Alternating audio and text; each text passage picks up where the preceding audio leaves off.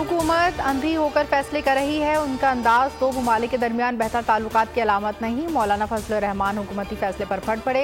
कहा, बेहतर ताल्लुकात के लिए बहुत से ऑप्शंस मौजूद हैं। हम कहाँ जा रहे हैं, हमारा मुस्तकबिल क्या है, ये सोचने की ज़रूरत है। ऐसे फैसलों से खित्ते में हमारा कोई दोस्त बाकी नहीं रहेगा।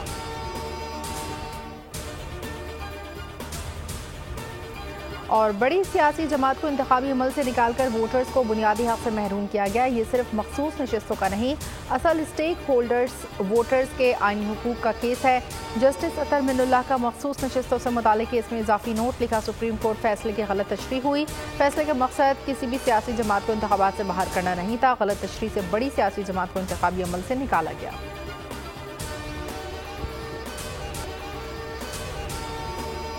कराची में शाह फैसल कॉलोनी और मलीर समेत मुख्तलिफ इलाकों में बूंदाबांदी, तेज़ हवाओं का सिलसिला जारी। महकमा मौसमियात के मुताबिक शहर में मूसलाधार बारिश का इम्कान है।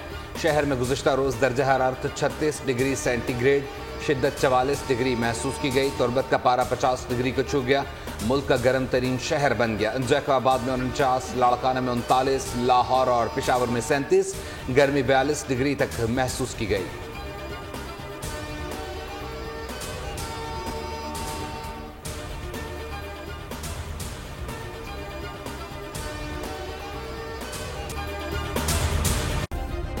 सब्सक्राइब करें और बेल दबाएं ताकि कोई खबर रह न जाए।